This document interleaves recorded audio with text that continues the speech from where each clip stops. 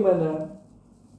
Perlu kita pahami, selain daripada wudu itu toharoh itu adalah tayamum. Jadi dengan air itu wudu, dengan debu tanah itu namanya tayamum. Artinya apa? Alat toharoh itu dua, air dan debu. Air dan tanah. Iya, alat tayamum.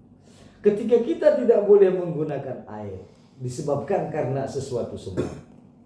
Dokter muslim mengatakan badanmu ini tidak boleh kena air.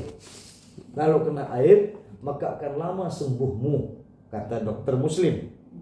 Maka kita boleh sholat itu waktu itu dengan apa?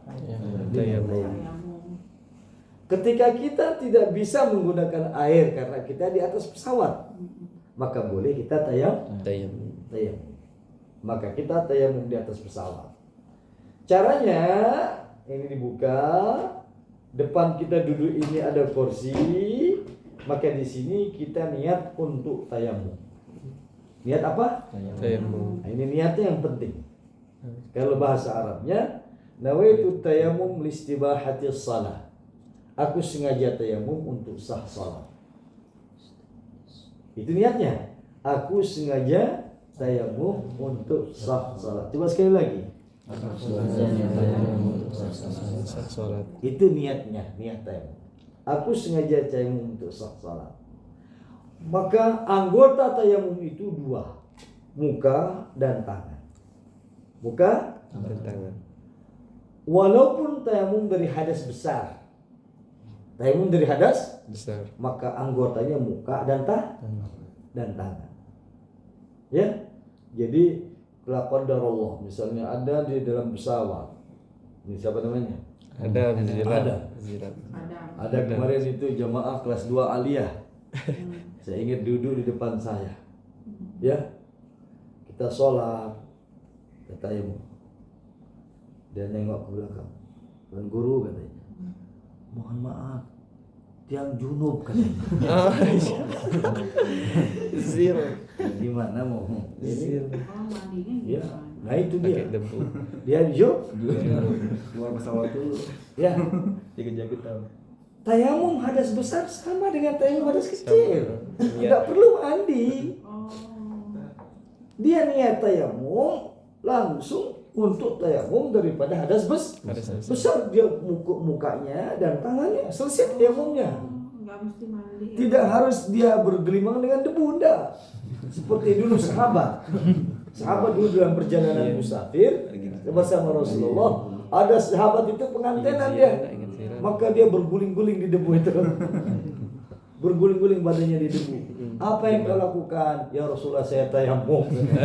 Oh, tidak perlu kau tayamum seperti itu. Cukup engkau pukulkan tanganmu dengan ke tanah, usap mukamu, kedua pukul tanah, usap tanganmu. Itulah tayamum. Yakfika, mencukupimu daripada mandi besar.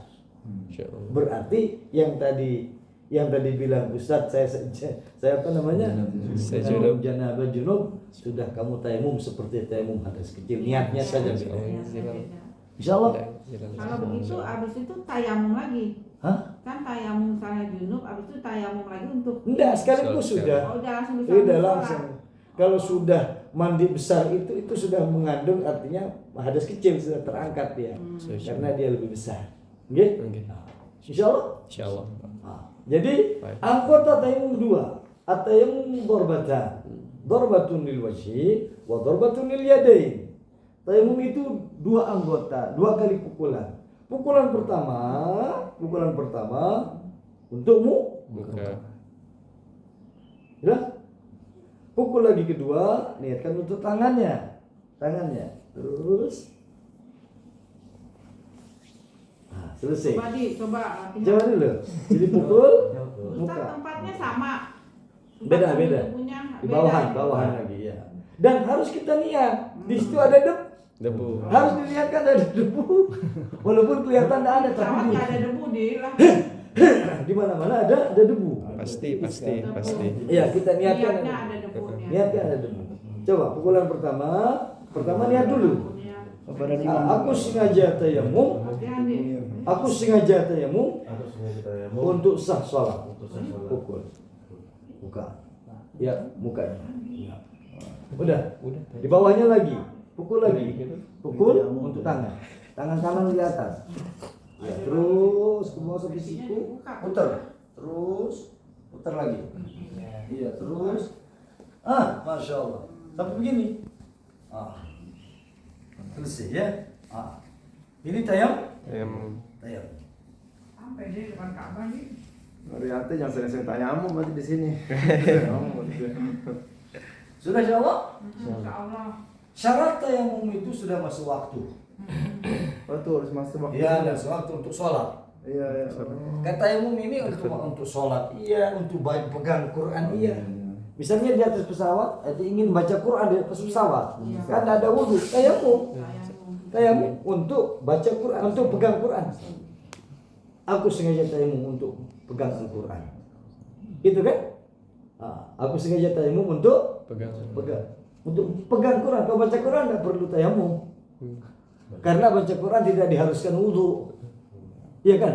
Pegang Quran. Pegang Quran. Aku sengaja tayamum untuk pegang Quran. Tayamum, muka, tangan, pegang Quran boleh. Baca Quran, pegang Quran. Ya. Insya Allah ya. Nanti nunggu azan ya baru. Iya, harus masuk waktu baru tayamum.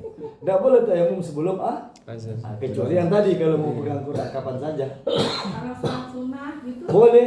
di Boleh. saat juga Iya, tayamum. kalau itu kapan saja bisa tayamum untuk sholat sunnah Daripada bisa. diem di setelah Iya. tobat. Misalnya. Insya Allah ya. Mantap Ustaz Ali. Insya Allah. Insyaallah. Alhamdulillah. Insyaallah. Selanjutnya, Ya. maka berjalan menuju ke Jeddah. Ke Jeddah dulu ya. Ya, sholat dulu kan sudah tayamum tadi. Sekarang sholat. Sholat di atas pesawat. Sholat sama maghrib Aku sengaja sholat fardu maghrib. Coba ulang. Aku sengaja sholat fardu maghrib 3 rakaat. Jamak takdim. Aku sengaja sholat fardu maghrib. Coba. Aku sengaja sholat fardu maghrib 3 rakaat. 3 Jamak rakaat takdim. jamak takdim. Kalau saat mungkin sendiri atau berjamaah. Allahu Akbar. Jadi begini sholatnya. Duduk. Fatihah. Sudah selesai ayat. Allahu Akbar. Rukunya. Ini ruku. Sami Allahu liman hamidah. Sujudnya lebih rendah dari rukunya. Allahu Akbar. Ini sujud. Subhanallahil a'la. Allahu Akbar. Rabbil firli warhamni. Allahu Akbar. Subhanallahil a'la bihamdi. Allahu Akbar berarti kita berdiri. Kalau begini berdiri. Itu 1 rakaat. Rakaat berikutnya Allahu Akbar. Subhanallahil azim. Sami Allah liman hamidah. Rabbana lakal hamdu. Allahu Akbar. Sujud. Ya. Subhanallahil a'la bihamdi. Allahu Akbar rabbil firli warhamni. Wajburni ya. Allahu Akbar. Subhanallahil a'la bihamdi. Allahu Akbar. Tahiyat. Assalamualaikum warahmatullahi wabarakatuh. Assalamualaikum warahmatullahi wabarakatuh. Begini kita. Ya, apanya? Artinya Ustaz hanya Maghribnya 3 rakaat. Maghribnya 3 rakaat. Tahiyat awal, kemudian tahiyat kedua. 3 rakaat maghribnya. Maghrib di 3. Baru kemudian qomat lagi. Salat apa? Isya. Aku sengaja salat fardu Isya. 2 rakaat. Jamak qasar. Jamak qasar. Allahu Akbar. Ya, 2 rakaat. Fatihah. Ayat apa? Rakaat kedua Fatihah, ayat apa? Kemudian Assalamualaikum. Berarti 2 rakaat saja selesai salat jamak qasar maghrib dan Isya. Kalau maghribnya harus tetap 3. Yang di qasar itu hanya salat yang 4 rakaat. Zuhur, asar dan Isya yang menjadi 2. Namanya salat kita jamak qasar. Sampai Jeddah diperkirakan itu subuh apa Ustaz? Dia Jeddah itu sekitar mungkin jam 8 atau malam. Lebih lah segitu. Enak, berarti itu naik lagi bus Ke Madinah. Ke Madinah tuh di berapa jam? 5 jam. 5 jam. 5-6 jam sampai di sana. Biasa pagi subuh itu. Iya, dari subuh Jadi di sholatnya Berapa di malam jalan. di Madinah Ustaz? 4 malam di Madinah. Oh enak ya. Kebanyakan Pokoknya di Mekah nanti ya. Di Mekah 6 malam. Malam. Di Mekahnya 6 malam, di Madinahnya 4 malam. Karena biar Ya. malam bisa ke makam Rasulullah di Iya. Walaupun sekarang pakai itu ya, tas trik itu ya. Enggak, kalau ziarah makam Rasulullah enggak. Itu ya raudhah saja, pakai tasrih. Kalau makam Rasulullah kapan saja bisa. bisa didaftar dari sini atau nunggu di sana? Nah, nanti dia travel yang daftar. Online. Mau travel itu yang daftarin. Oh, Pak. travel, Iya, iya. yang Kan ada jadwalnya. di jadwal biar itu nggak antri kayak travel. Iya, untuk semuanya nanti. Ya, seperti. Insyaallah ya. Rasulullah. Kita sekarang berada di mana? Di pesawat ya. Pesawat. Sampai turun pesawat, cek paspor dan sebagainya. Iya, imigrasi. Kemudian kita keluar, Iya. naik bus, berangkat menuju ke Madinah. Untuk apa ke Madinah? Kita berziarah. Ziarah. Ziarah kepada hamba Allah yang paling mulia di sisi Allah, hamba Allah yang paling besar jasanya kepada kita, hamba Allah yang paling wajib kita untuk mentaatinya, yaitu baginda Rasulullah Sallallahu alaihi wasallam. Beliau hamba Allah yang paling banyak mencintai kita, yang paling hebat cintanya kepada kita. Hamba Allah yang kita tidak sempurna keimanan kita kalau kita tidak mencintai beliau melebihi daripada cinta kita kepada siapa saja. Nah, insya Allah ya. Ini di baginda Rasulullah sallallahu alaihi wasallam.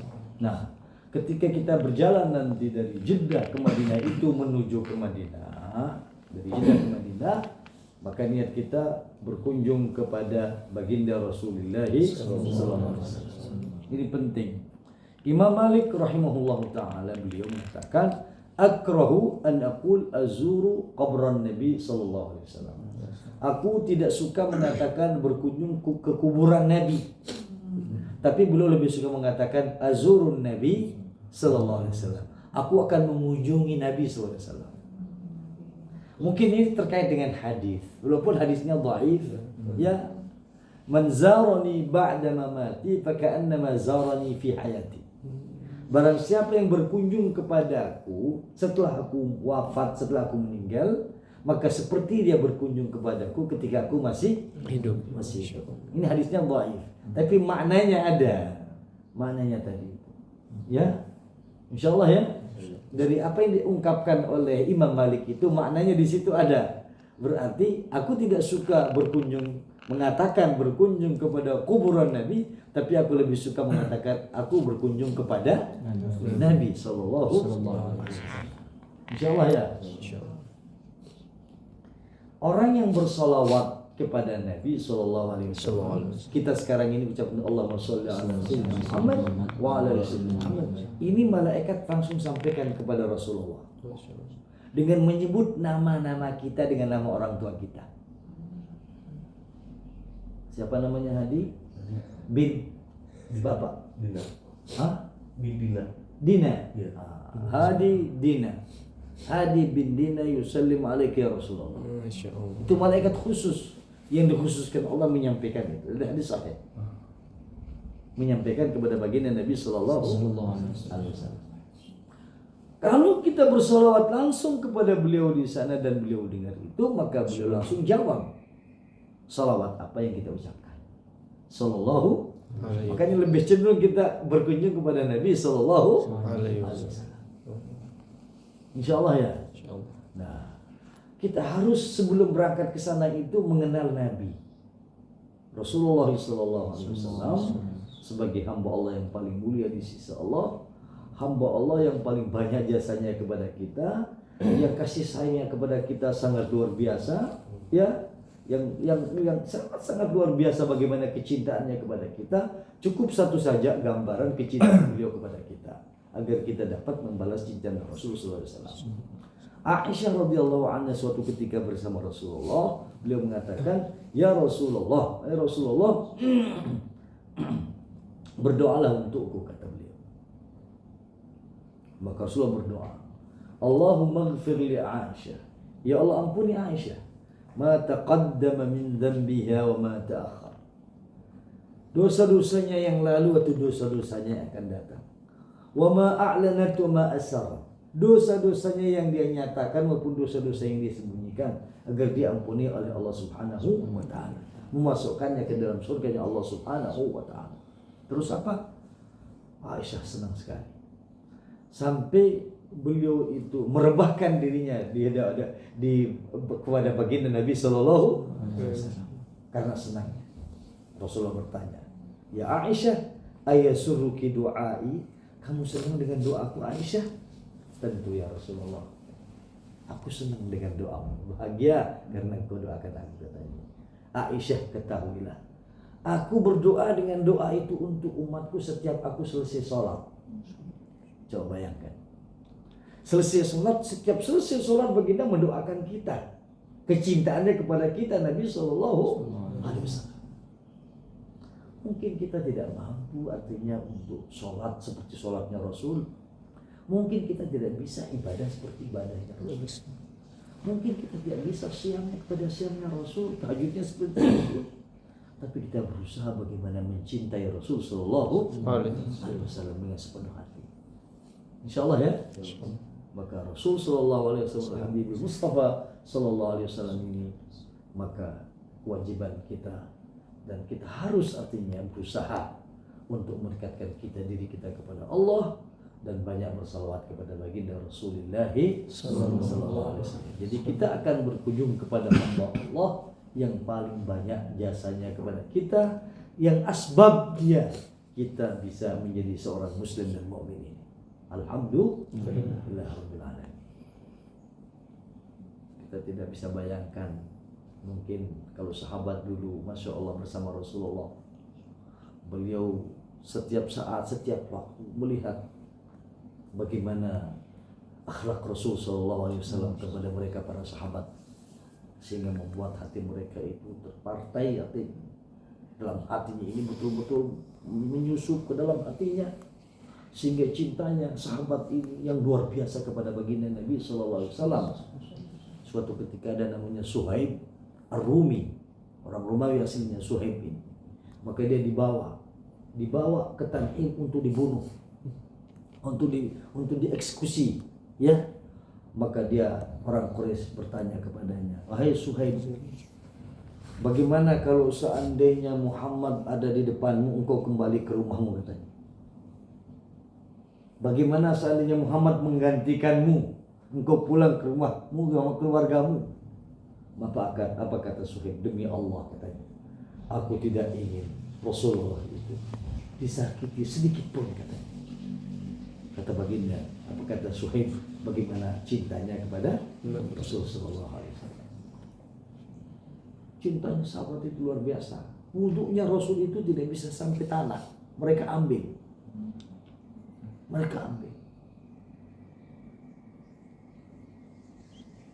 Ketika Sulhul Hudaybiyah, perdamaian Hudaybiyah itu, orang kafir Quraisy mengirim utusan untuk melihat bagaimana sikap sahabat ini kepada Rasulullah. Mereka datang untuk mengintip bagaimana sikap para sahabat itu. Maka mereka pulang kepada tokoh-tokoh Quraisy